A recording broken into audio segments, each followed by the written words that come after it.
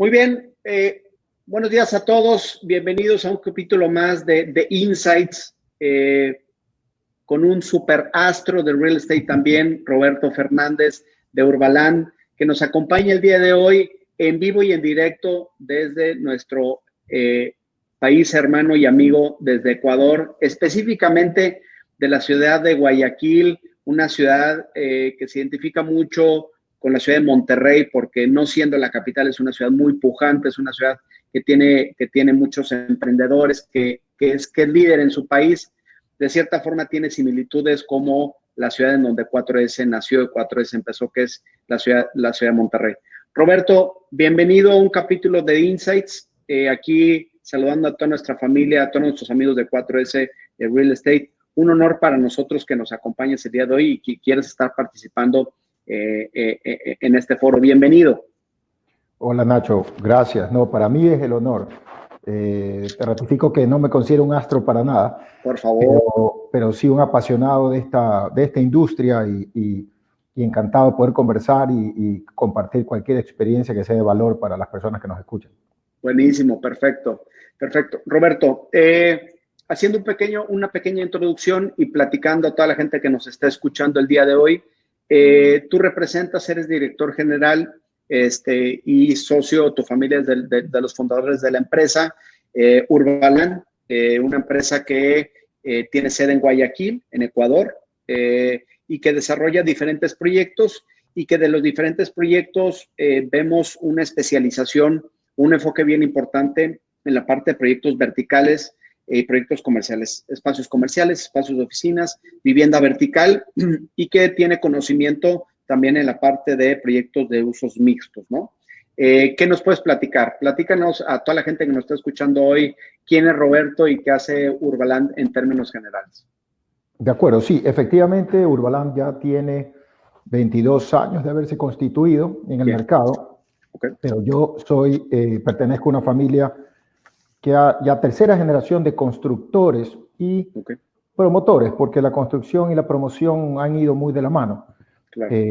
Yo no soy ingeniero civil, mi padre sí, yo soy ingeniero eléctrico, siempre me gustó la ingeniería, pero por cuestiones justamente de negocio familiar me tocó la oportunidad de meterme en este negocio hace ya 20 y pico de años.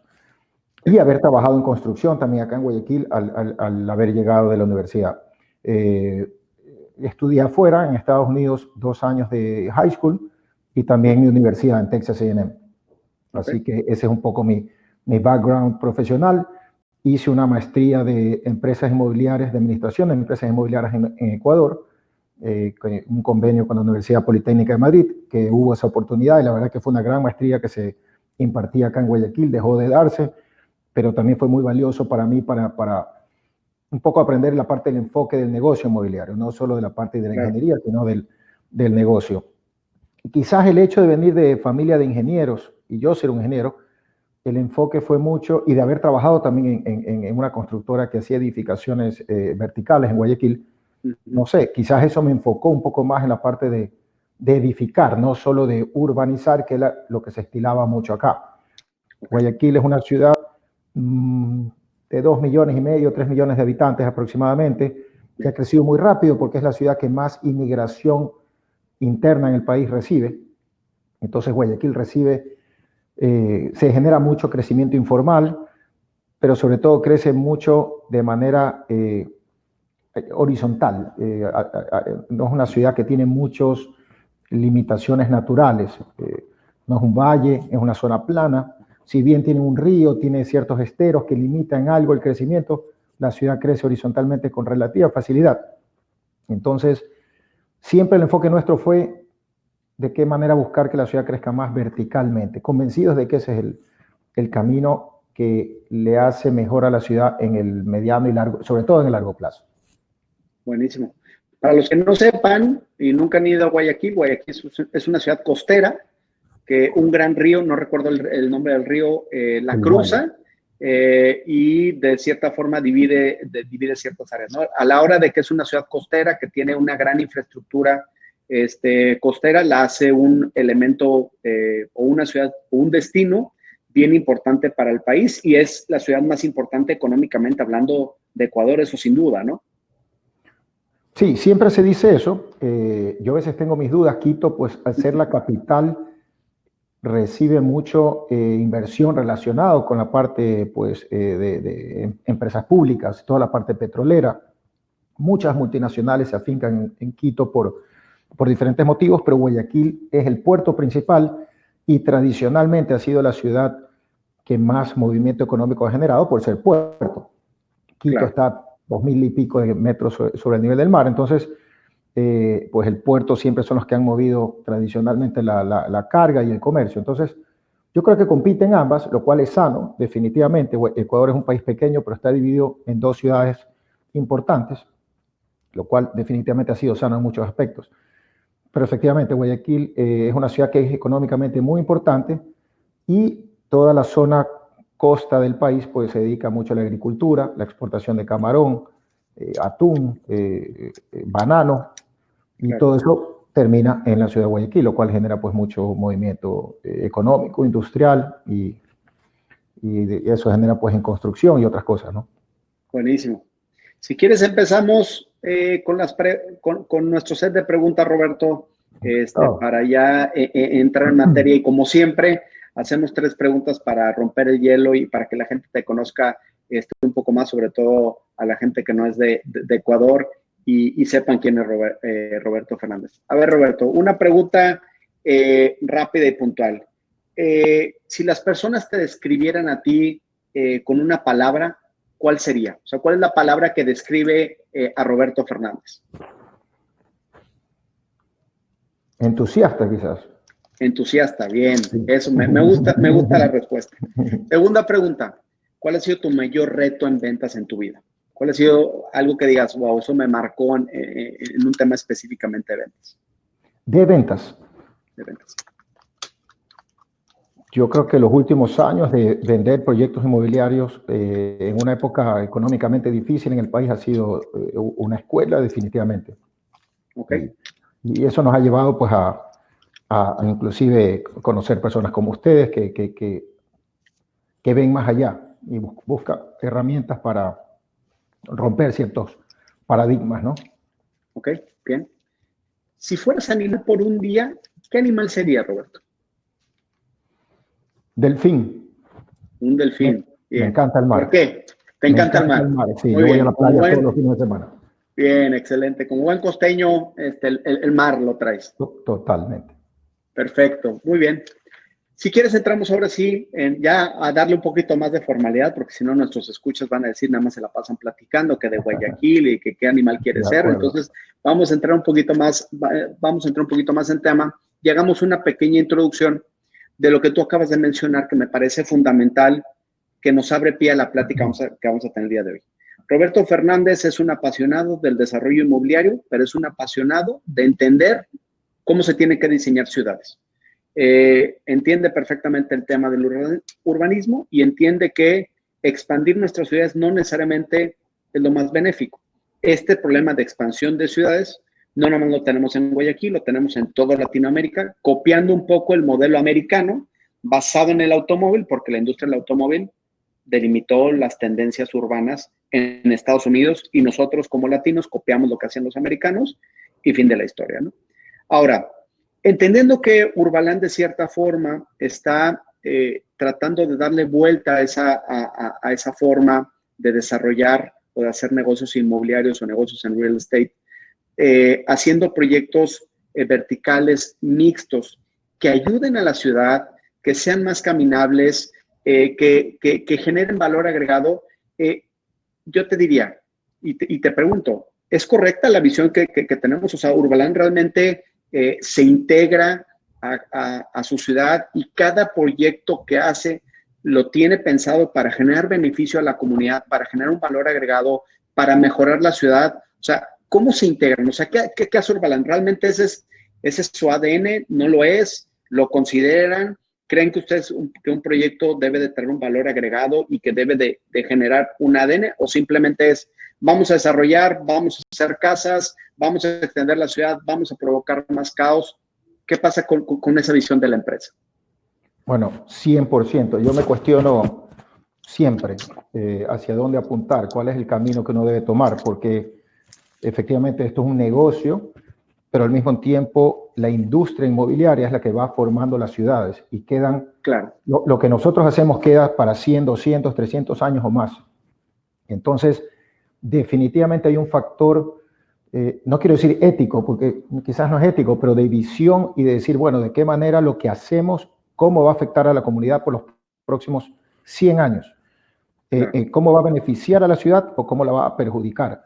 Y eso definitivamente también se convierte en negocio. Lo que quiero decir que no necesariamente se contrapone el negocio inmobiliario con la visión de hacer algo que sea mucho más beneficioso para la comunidad en el mediano y largo plazo. Lo que sí cambia son los plazos, es decir, bueno, yo quiero hacer un negocio que gano muy rápidamente o arriesgo muy poco, en cuyo caso muchas veces el negocio se vuelve más de menor inversión o de hacer algo en tierras más económicas que suelen ser más lejos de la ciudad. Cuando hablamos de vivienda horizontal, cuando te vas al producto horizontal. O vivienda horizontal o simplemente lotes urbanizados, que acá se estilaba mucho, ahora ya se evoluciona y ahora se vende la vivienda construida. Pero efectivamente ese es un negocio que te permite, el mercado lo demanda más. Y eso es un tema que también he leído bastante. Dice, bueno, si uno hace la ciudad solo con lo que el mercado demanda, ustedes que hacen estudios de mercado, no necesariamente se obtiene el mejor resultado a mediano y largo plazo. Entonces, lo que trato de decir con esto, que yo sí creo que en el ADN nuestro está indiscutiblemente hacer proyectos que beneficien a la ciudad. Eso está, pregunta uno, te diría, antes de hacer cualquier proyecto. ¿Cómo va a impactar esto a la ciudad y al entorno? De qué manera va a beneficiar a la ciudad en el mediano plazo y obviamente también a la empresa y a los inversionistas detrás del proyecto. Pero efectivamente la visión es un poco a mediano y largo plazo. Y esto es bueno y es interesante porque hay literatura sobre eso, que los proyectos verticales de uso mixto, donde hay caminabilidad, donde las aceras son bien hechas, donde hay mucho urbanismo, se aprecian mucho más en el mediano y largo plazo que los proyectos donde todo depende del carro. Eso está demostrado y hay muchos lugares donde se puede ver. Entonces, es un poco, desde el punto de vista de negocio, la visión no verla tan a corto plazo, sino a mediano y largo plazo. Y en la parte de diseño y la parte comercial, pensar mucho en cómo va a vivir la gente el proyecto, no solo cómo lo vas a vender antes de que se construya. Porque claro, el éxito económico es vender antes de construir, pero no necesariamente ese es el mejor producto a largo plazo. Yo a veces digo, eso es como, y sin querer referirme mal a nadie, pero es como comer McDonald's todos los días. Tengo hambre, voy al drive-thru de McDonald's, ya resolví mi problema de hambre, mañana otra vez veo qué hago, o decir, no, voy a nutrirme bien, voy a hacer ejercicio, voy a ver a mediano y largo plazo. ¿Qué es mejor? Creo que lo segundo, que es más rápido y fácil y hasta agradable a veces, es lo primero, resolver el problema rápido. Entonces, yo creo que hoy que el mundo crece en población tan rápidamente, que las ciudades están absorbiendo, pues tú sabes pues que la población mundial tiende a ir a las ciudades. Si no pensamos así, vamos a dejarle a las siguientes generaciones un mayor problema de caos, de transporte, de congestión, de temas ambientales y sobre todo de calidad de vida. Claro. Les dejamos un problema de ciudades brutales que no nos habían dejado generaciones anteriores, ¿no? Porque no tenemos ese crecimiento demográfico. Aunado a eso es la pregunta, y siempre nosotros, yo específicamente no soy arquitecto, yo soy economista, pero soy un apasionado del diseño de las ciudades y me encanta entenderlas desde su visión demográfica, arquitectónica. Mi familia tiene un background español, entonces creemos que los españoles y en general los europeos tienen un entendimiento urbano mucho más avanzado que lo que tiene esta parte del mundo, ¿no? Y porque los latinos creo que hemos hecho un mal trabajo en diseñar nuestras ciudades porque son ciudades demasiado extensas con pésimo transporte público, entonces son invivibles. Ahora, cuando tú hablas y vas a cada una de las ciudades y ves las preferencias de los latinos y de cierta forma también esta extensión de ciudades tiene, digamos que es un círculo vicioso, ¿no? El desarrollador dice, oye, es que yo estoy haciendo estos lotes o estas casas terminadas porque tiene más demanda que el producto vertical, que en este caso departamentos, condominios o apartamentos, o no sé, o dependiendo del país donde escuches, es el nombre. Siempre hemos visto como una renuencia del desarrollador por poder entender que las tendencias están cambiando y que no necesariamente todo el mercado quiere casas, que hay mercado de casas, pero que también hay mercado de apartamentos y que las nuevas tendencias nos dicen que los nuevos mercados y las oportunidades que vemos hacia el futuro es verticalizar las ciudades. Pero sigue habiendo como un cierto grado de rechazo en el desarrollador porque cree que lo interpreta del mercado. ¿Cómo ves tú específicamente las tendencias hoy en día en Latinoamérica? O sea, ¿tú crees que el mercado ya está listo, ya está preparado para verticalizarse de una forma mucho más rápida a la que tenemos hoy en día? Porque también hay mercados específicos que se han verticalizado rápidamente y de cierta forma existe como esta paranoia de no es que ese producto es para inversionistas y después vamos a crear una burbuja inmobiliaria, cuando no necesariamente es así. Cuando tienes un producto bien enfocado, bien alineado a un mercado con una necesidad, pues vienen balances bien importantes. ¿Tú crees que el mercado ya está evolucionando? A ver, pensaría que sí, y solo como usar referencia a Estados Unidos, que estamos de acuerdo con eso. Tú sabes, pues en los años 50, la posguerra en Estados Unidos generó la expansión urbana ya, el sueño americano, pues la construcción de las autopistas, la industrialización y cambió pues un poco el urbanismo de Estados Unidos y luego acá se copió eso porque es lo que estaba de moda, por decirlo así. Hay mucha influencia en la televisión y otras cosas, el estilo de vida del sueño americano. En los últimos 25 años, yo estuve en un curso en Harvard que tienen cursos de urbanismo en todos los veranos, sobre el tema de urban retail y revitalización de downtowns. Fue muy interesante porque había alumnos, pocos latinos, mayoritariamente americanos, pero muchos representantes de ciudades americanas que buscan, o sea, personas que trabajan en los municipios, en entidades públicas, que están buscando revitalizar sus downtowns y barrios tradicionales para que la gente vuelva a vivir ahí y no se siga expandiendo la ciudad. Lo que decían ahí que ya el concepto del nuevo urbanismo y de crear centros más verticales, más densos, ya no es una novelería ni una idea, es una realidad y que todos los proyectos o la mayoría que se han dado son exitosos. Yo personalmente... Una realidad probada. Probadísima. Ya tiene 26 años desde que se empezó el concepto del nuevo urbanismo con DPZ, pues tú conoces, y que era una idea, un concepto. Hoy por hoy está probado y hay cientos de casos en Estados Unidos solamente que se pueden ya ver de los resultados. Yo personalmente lo he visto con familiares míos que vivían en Texas, a las afueras de Dallas, en zonas totalmente baja densidad, la casa americana pues tradicional, que se han mudado a town centers en el mismo Dallas, alquilar departamento, porque ahí no te los venden, solo te lo alquilan en estos proyectos y están felices, no volverían nunca a la casa. Ahora, hay etapas en la vida que el departamento pues tiene mucho más, no voy a decir sentido, porque el sentido puede ser en toda tu vida, pero digamos que más demanda, que es las personas jóvenes o las personas que la familia ya pasó la etapa de infancia. Pero, insisto, no necesariamente. Yo he vivido un caso acá en Guayaquil, que hicimos un proyecto que estaba enfocado en gente joven, departamentos, y resultó que viven familias con hijos pequeños, vive gente mayor, vive gente recién casada, hay un mix de personas muy interesante donde todo el mundo se nutre del otro y son felices. Yo creo que la verticalidad depende mucho del urbanismo, en otras palabras.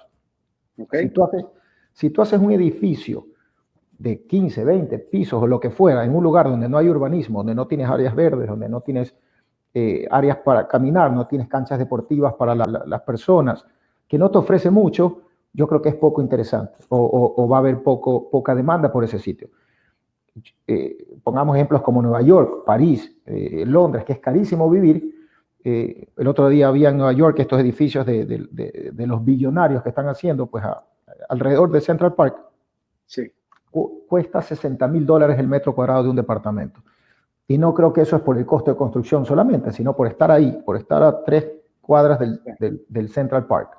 Por salir hacer ejercicio en Central Park todos los días. Exactamente, y bajar y tener los restaurantes y estar ahí, pues, más allá de la moda, pues, el tema celebrity y todo lo demás, pero definitivamente el crecimiento vertical depende para mí absolutamente del urbanismo, qué hay afuera, qué hay abajo, dónde vivo yo. Y eso yo ya lo he visto con proyectos nuestros. Si tú haces una muy buena urbanización y creces para arriba, ahí ya depende el tamaño del terreno que tengas o dónde estás ubicado, etcétera, ¿no? Pero si estás tratando de hacerlo en una zona de la ciudad donde no depende de ti, sino ya del municipio de la ciudad o de la alcaldía, pues es la obligación, o no sé si la palabra es obligación, pero es la... Compromiso. Exactamente, es el municipio el que tiene que decir, vamos a revitalizar este barrio o este sector, vamos a darle seguridad si es que eso falta, vamos a regenerar las aceras, vamos a sembrar árboles, vamos a crear parques, vamos a que las escuelas no se vayan, porque ese es otro problema en las ciudades, por lo menos acá, que los colegios y escuelas se van fuera de la ciudad. Entonces se vuelve un círculo vicioso, el colegio se va, entonces se va la gente y genera más expansión y más caos a la larga. Acá te filmaría las colas de carros que se hacen para recoger y dejar a los chicos a la hora de entrar y salir del colegio. Son de 1 kilómetro, es 1 hora, hora y media en el carro. Perdida diaria. Total, no tiene ningún sentido. Pero si la ciudad no ordena eso, si la ciudad no genera confianza de que va a cambiar eso y va a generar que los barrios tradicionales se vuelvan a regenerar y la gente pueda vivir ahí con calidad de vida, pues obviamente la gente sigue yendo donde ve que la gente se está yendo y hay promotores inmobiliarios que están haciendo estas urbanizaciones. Entonces, yo creo que hay mercado para las dos cosas. Yo no creo que es o lo uno o lo otro para la ciudad. Yo creo que son las dos cosas. Lo importante es que haya las dos cosas y que haya buenos proyectos en los dos mercados, en el de la vivienda unifamiliar de baja densidad y el departamento más urbano, más céntrico, para el que busca un estilo de vida más caminable, que aprecie mucho ir a caminar por la ciudad, comer algo, el arte, la cultura, etcétera, etcétera. O sea, yo creo que hay un mercado en Latinoamérica muy grande para eso, indiscutible. Eso, si está bien hecho, funciona, pero obviamente al ser algo, no sé si decirlo nuevo, pero que depende de que la zona urbanística esté bien hecha, que a veces depende, insisto, del municipio, pues puede haber algo de duda o decir escepticismo para un promotor que diga no sé si tomar ese camino, pero yo estoy seguro, lo he visto, que eso funciona. O sea, lo que pasa es que tienen que estar las cosas dadas para que se dé. Roberto, tomando un poquito de lo que te dice, hay un tema bien importante que creo que a veces no hemos entendido de este nuevo urbanismo, hay una clave que creo que simboliza un poco lo que pasa en estos downtowns de toda Latinoamérica, porque los downtowns de toda Latinoamérica sí tienen movimiento, mucho movimiento comercial, están en el centro, se les llama el centro de ciudad, por lo menos en México se les llama el centro, están en el centro, están en la mejor zona, tienen muchísimo movimiento comercial, son las zonas que mejor equipadas están en transporte público y el factor por el cual hoy en día están a la baja y la gente no está viviendo es por la falta de vivienda. O sea, el factor principal o la clave de todos estos elementos de regeneración es que la gente vuelva a vivir ahí, ¿no? O sea, no sé si nos puedes explicar un poquito. O sea, eso es lo que realmente funciona, eso es lo que hace exitoso un proyecto, porque vemos muchos distritos financieros llenos, repletos de oficina, el fin de semana están vacíos, no funcionan, llenos de tráfico, o sea, se genera un problema. Pero ¿qué pasa con estos downtowns, estos centros de ciudad que sí tienen movimiento comercial, tienen transporte público, pero no tienen personas viviendo ahí? La clave es que haya acceso y que haya proyectos también de oficinas y comercio y todo, pero sobre todo que traigan un componente de vivienda importante, ¿no? Definitivamente, si no hay gente viviendo, los barrios en la noche son oscuros, son abandonados, pasa acá lo mismo. El centro que tiene todas las características para ser un lugar caminable, el centro es lo más caminable que tiene Guayaquil, inclusive acá que es una zona tropical con mucho calor al mediodía, el centro por tradición de centenaria, digamos, tiene lo que se llama los soportales, que en la planta baja los edificios hacia la vía dejan un espacio espacio público donde tú caminas cubierto por el resto del edificio. O sea, se retira la planta baja, eso está normado y se ha respetado, gracias a Dios, y tú caminas por el centro de una manera muy agradable. Pero efectivamente, no es un lugar de residencia, es un lugar de oficina. ¿Qué pasa? Nuevamente, si ese tipo de intervenciones ya depende de la ciudad, del municipio o la alcaldía, no solo de un promotor. Yo creo totalmente que ese es el futuro de las ciudades, pero tiene que haber una acción pública-privada, que no es difícil, ni siquiera te diría que es sumamente costosa. Quizás es más barato que generar nuevas infraestructuras, porque bien lo dijiste tú, la infraestructura ya está ahí. A veces hay que mejorarla. Y un detalle interesante que yo lo había notado para conversarlo, se me estaba pasando. Si tú creces verticalmente, sea un proyecto nuevo o en una ciudad ya existente, tu inversión por metro cuadrado de urbanismo se va diluyendo por metro cuadrado de construcción. A más densidad, el costo de urbanizar es más barato, porque el edificio te va a costar más o menos lo mismo donde sea que lo hagas. Y sí es verdad que un edificio muy alto cuesta un poco más que un edificio bajo, pero digamos que el urbanismo, que es lo que volvíamos hace un rato, que es donde la gente quiere vivir, porque la gente quiere salir de su casa, no solo estar dentro de su casa o departamento. Entonces, la ciudad financieramente lo puede manejar muy bien al decir, ok, yo voy a invertir en este barrio de 10 manzanas, de 20 manzanas, lo que fuera, en seguridad, en arreglar las aceras, en nuevamente crear parques. Pero eso tiene que manejarlo la ciudad de una manera comercial, atraer al inversionista, atraer los restaurantes, atraer los colegios en el caso que sea necesario, atraer los clubes deportivos. Mañana quieres tener gimnasios, los supermercados para que tengas servicios cerca. Entonces, ¿cómo te explico? Si nadie hace nada, solo por mercado, la ciudad se expande porque dice, ¿quién va a ir a arreglar el centro? Pero si la gente se reúne y lo conversa y hace un plan estratégico, es muy, muy fácil hacerlo. O sea, es solo voluntad, no es un tema ni financiero, es voluntad. Es más barato hacer eso que crecer, pero quizás tienes que unir la voluntad de el ente público y el ente privado, pero hacia allá hay que ir. O sea, no tiene sentido seguir expandiéndose y dejar los centros abandonados. Hay mucha infraestructura ahí botada. Totalmente. Roberto, cuando hay un tema también importante que me parece fundamental rescatar acerca de lo que tú comentabas del urbanismo, ¿no? Decías, oye, el proyecto tiene que tener una sinergia con la zona y tiene que estar perfectamente conectado, que es decir, oye, urbanamente el proyecto está pensado, se conecta. No es una torre individual en medio de la nada en donde simplemente decido vivir en vertical y fin de la historia. Aquí estamos hablando de algo completamente diferente. O sea, un proyecto tiene que conectarse, o sea, es como un Lego donde se conecta en la zona y tiene una interacción. ¿Cuáles son los factores que tú ves indispensables que generan una buena conexión de un proyecto con su misma calle, con su misma zona, o sea, ese buen urbanismo? ¿Qué quiere decir? Quiere decir que tienes una buena banqueta, que tienes producto a nivel de calle, que no, a lo mejor no me gusta hacer esto, pero a lo mejor es el problema que tienen ciudades como Panamá, ¿no? En donde sí tienes ciudad muy vertical, pero no hay dónde caminar, y si caminas lo único que ves son 5 o 10 niveles de parking o de estacionamiento, y eso no te genera ninguna sensación urbana. ¿Qué elementos tomas en cuenta para hacer un proyecto que realmente se integre y genere valor y genere esta conexión con la calle, con la zona, con la ciudad? Bueno, lo que tú dices es fundamental. Acá también ha pasado, hay proyectos que tienen, como decimos nosotros, muy buen lejos, son edificios modernos, tipo Miami, que de lejos se ve muy agradable, pero cuando lo caminas por abajo... Que hasta Miami tiene el mismo problema, no sé si estás de acuerdo conmigo. Totalmente, Miami lo ha tratado de revertir en los últimos años, pero Miami en los años 80, 90 y principios de los 2000 fue lo mismo. Fueron muchos edificios aislados uno del otro, pero totalmente basado en el automóvil como medio de transporte, sin ninguna vida abajo, ¿no?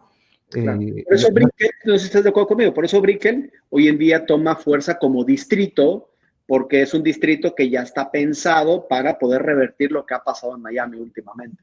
Correcto, nuevamente, hablando de la tendencia de los últimos 20 y pico de años, la gente se empieza a dar cuenta que hay cosas que hay que cambiar, no es solo hacer un lindo edificio que se vende bien de lejos en una maqueta, sino cómo va a conectarse eso con el entorno el día que lo construyes, porque si solo haces un edificio aislado no resolviste nada, no vas a vivir en un barrio caminable, vas a vivir en un edificio que vas a tener que agarrar el carro para ir a cualquier sitio, o si caminas no te vas a sentir cómodo, agradable. Entonces, lo que tú acabas de decir es totalmente correcto. El edificio en la parte de abajo, yo creo que hay que ver el tema, bueno, ahí de diseño es fundamental, el tema de escala humana, pues no sentir una torre gigantesca al lado, sino que hay maneras de arquitectónicamente retirar a cierta altura del edificio para que no te sientas, pues, que tienes esta pared gigante al lado, ¿no?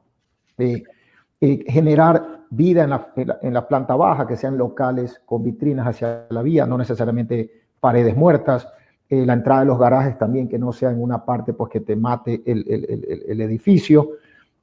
Ustedes le dicen banquetas, acá le decimos aceras o veredas, anchas, caminables, niveladas, ¿no? Pues que cada edificio tenga un nivel distinto, sucede mucho acá, y cada uno lo hace a su manera, pues entonces todo eso te rompe la caminabilidad, la sensación de que caminar, como dicen, debe ser segura, debe ser cómoda, debe ser agradable e interesante.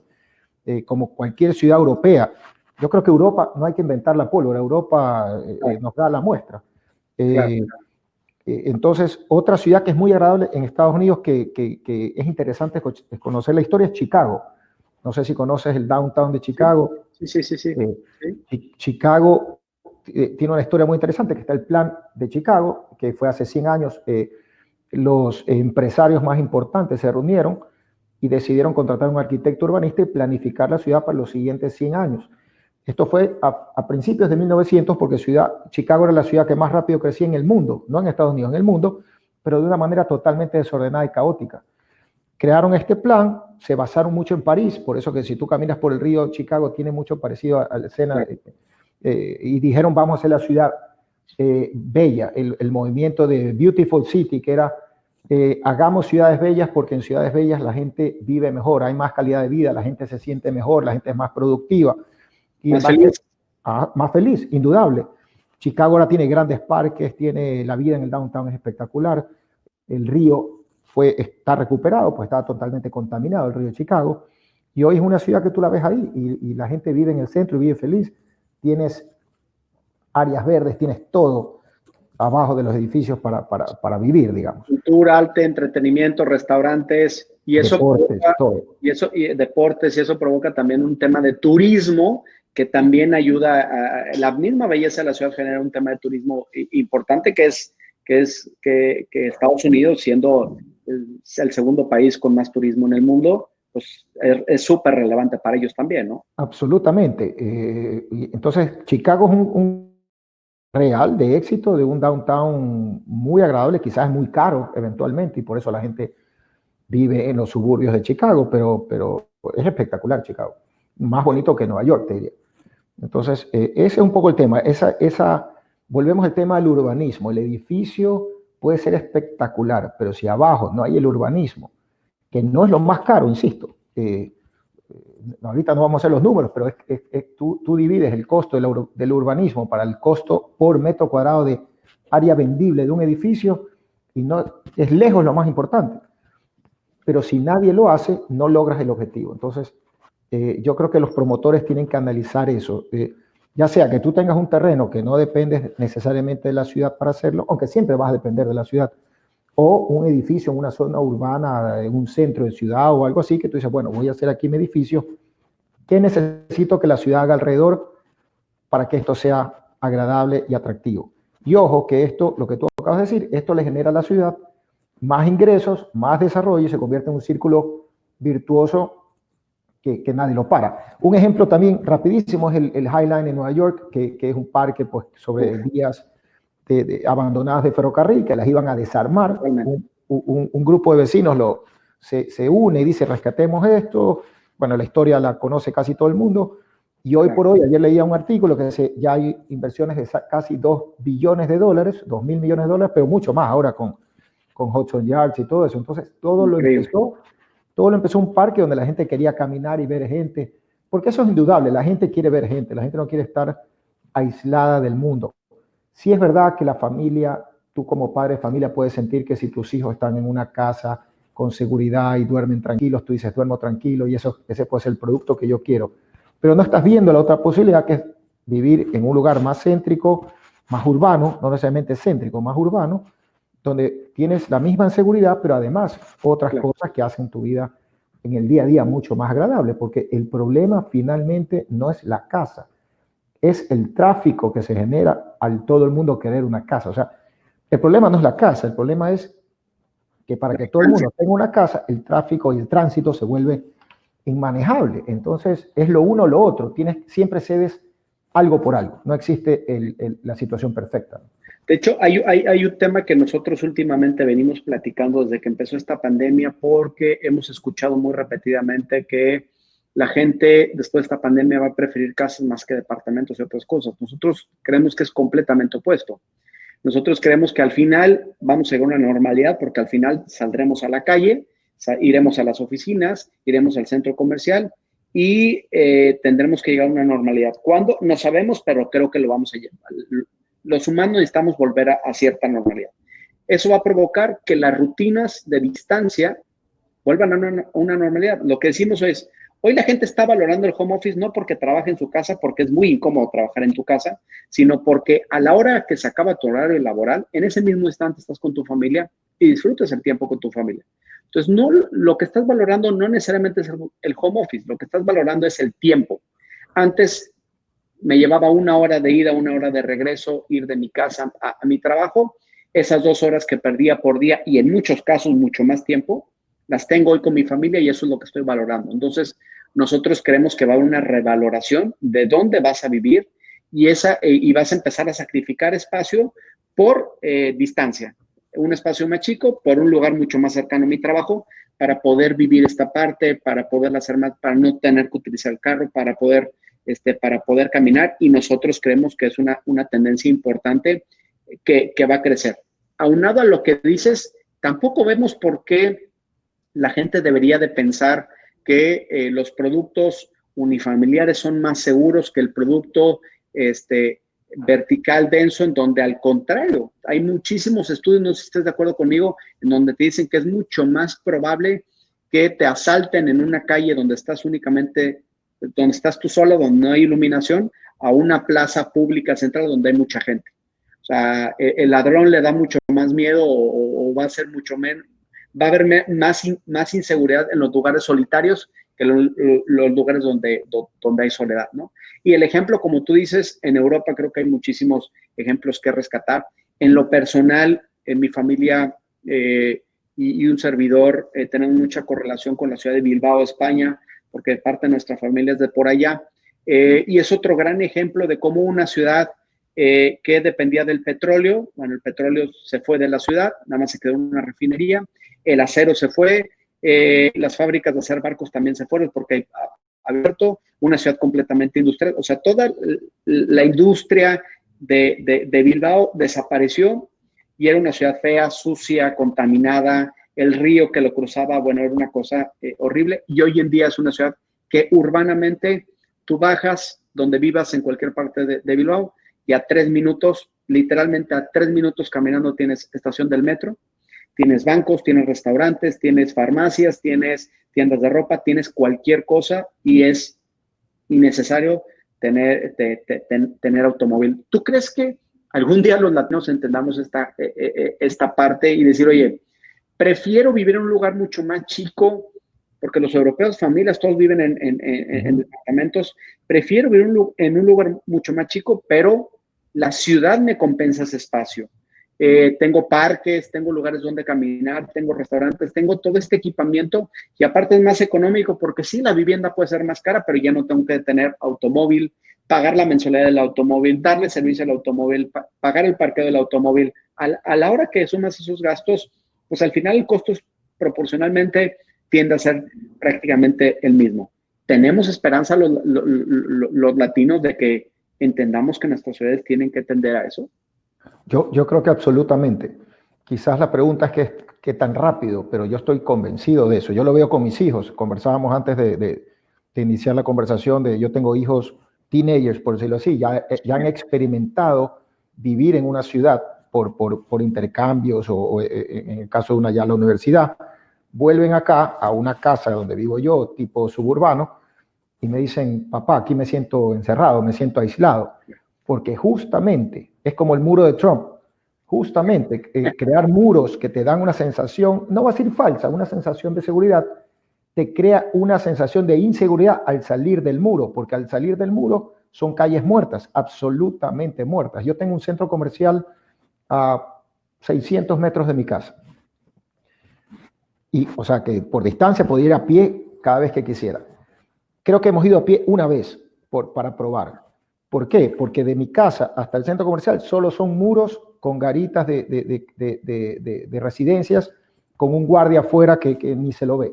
Entonces, estamos cerrando cárceles, no sé si estás de acuerdo, Roberto. No, totalmente, y eso es algo que tenemos que revertir, porque no hay vida de ciudad, pero los chicos jóvenes, la generación que viene atrás nuestro, lo ve y lo entiende y lo siente y dice, no, yo no quiero vivir así. Entonces, yo creo que lo que tú dijiste, no es un tema de Bilbao, que es un caso, no la conozco en persona, pero he visto documentales, es un caso espectacular.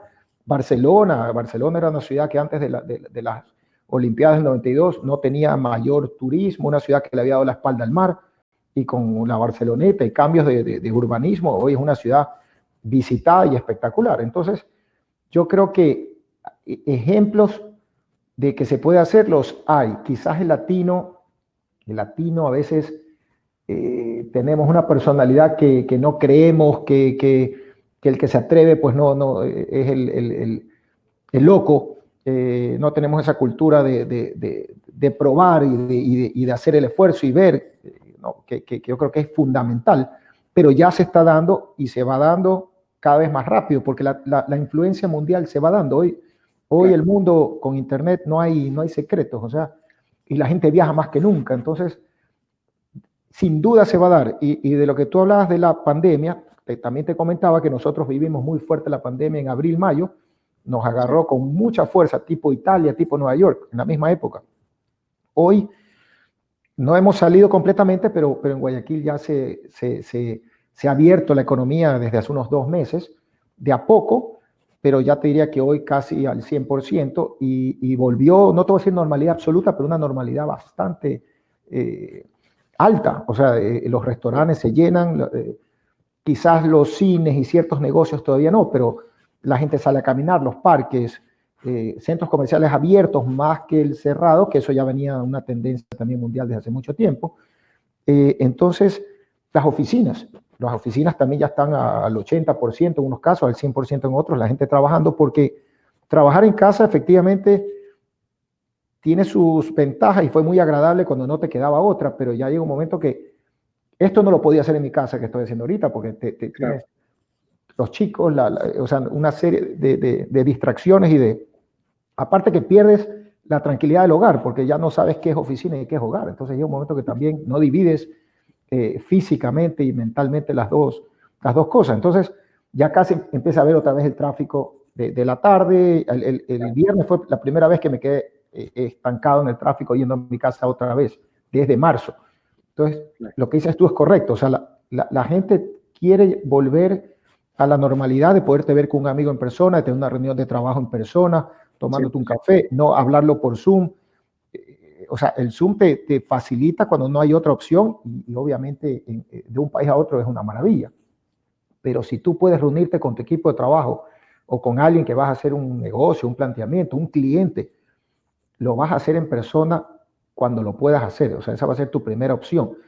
Entonces, efectivamente, tiene todo el sentido del mundo que las ciudades sean más compactas. Eso no solo son números, sino que es una realidad. Y Europa es el mejor ejemplo para eso.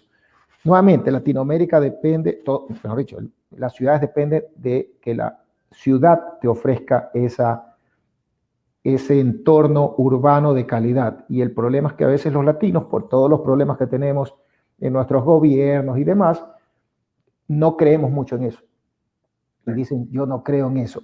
Te digo orgullosamente que Guayaquil es un ejemplo de recuperación, de salir de las cenizas de los años 80 y 90. Hoy es una ciudad que todavía le falta mucho por hacer, pero que tiene un rumbo y una una tendencia de recuperación de barrios que eran totalmente invivibles, pero hasta vergonzoso era que venga un turista acá. Hoy por hoy es una ciudad que atrae inversión, atrae poco a poco construcción en los barrios que se consideraban pues invivibles. Entonces yo creo que es una tendencia que es inevitable. Yo creo que la calidad de vida, si se hace bien, es superior al de vivir aislado por la distancia.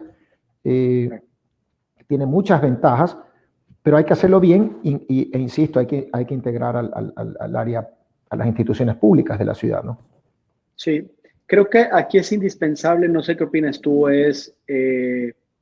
creo que hay que integrar a todos los niveles para que esto funcione, ¿no? Integrar al gobierno, integrar a la iniciativa privada y también a institutos que de cierta forma tengan como un buen posicionamiento dentro de la población, ya sean las universidades o estas instituciones que tienen mucho renombre y que siempre son bien recibidas. La integración de todas las partes definitivamente creo que pudiera ayudar a que estos planes sean mejores. Y tomando esa pregunta para ya no quitarte más tiempo y poder terminar la charla del día de hoy es, ¿qué mensaje le podemos dar a todos los que nos están escuchando acerca del tema de las ciudades y acerca de los usos mixtos y de un buen urbanismo? ¿Qué tenemos que hacer? ¿En qué nos tenemos que fijar? ¿Hacia dónde tenemos que ver? ¿Qué tenemos que cuidar? ¿Qué tenemos que impulsar? Realmente yo también soy un creyente que los usos mixtos y un buen urbanismo definitivamente es el futuro en el largo y mediano plazo para todas las ciudades latinoamericanas. ¿Qué es lo que tenemos que hacer? ¿Qué mensaje le damos a la gente que nos está escuchando?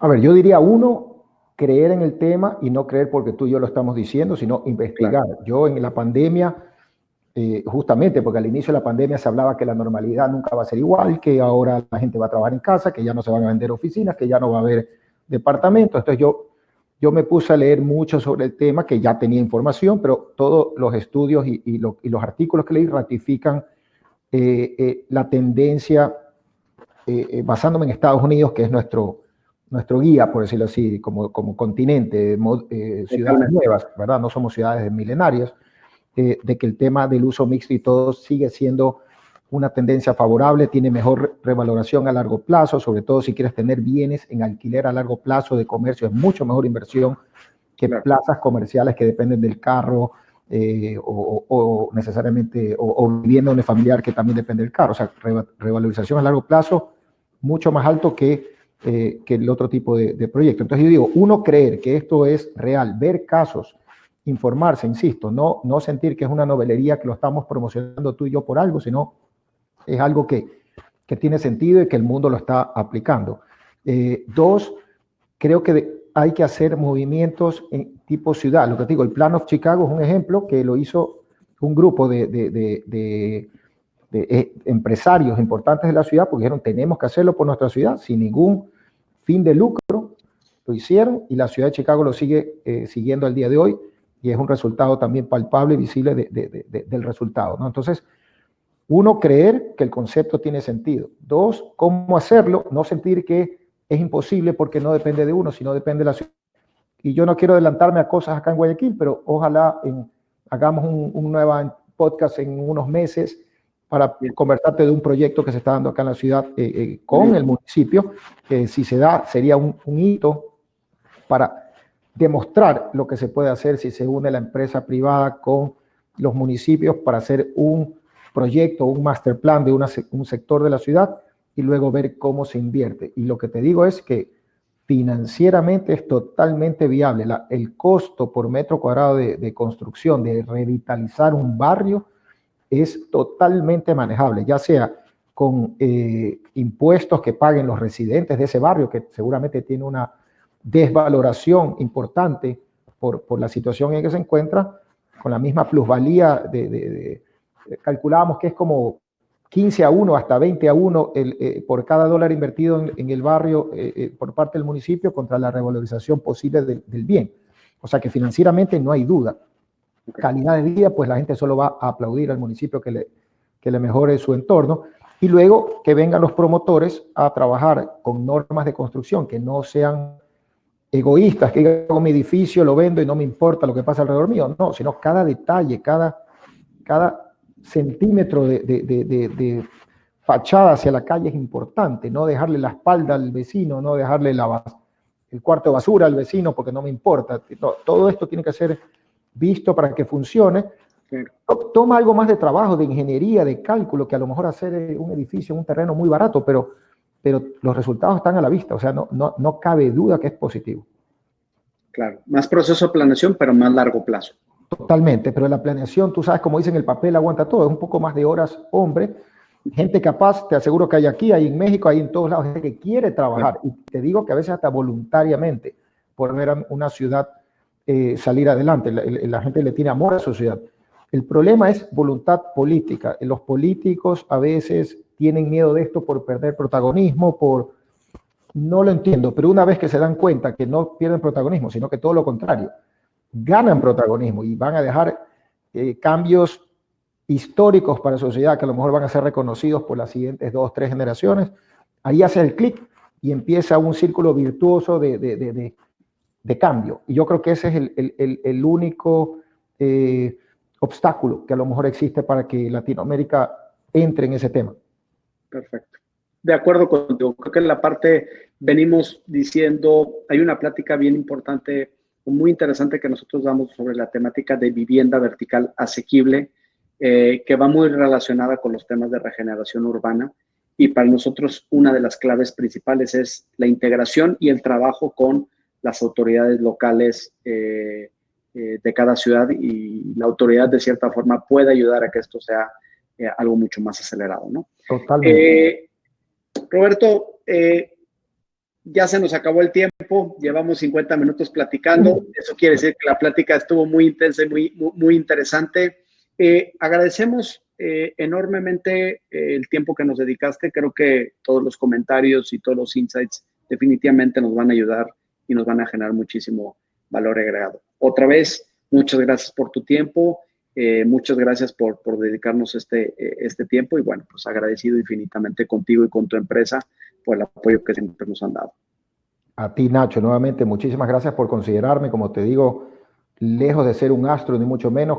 Es un tema que me gusta mucho, que siento que es importante transmitirlo, Claro.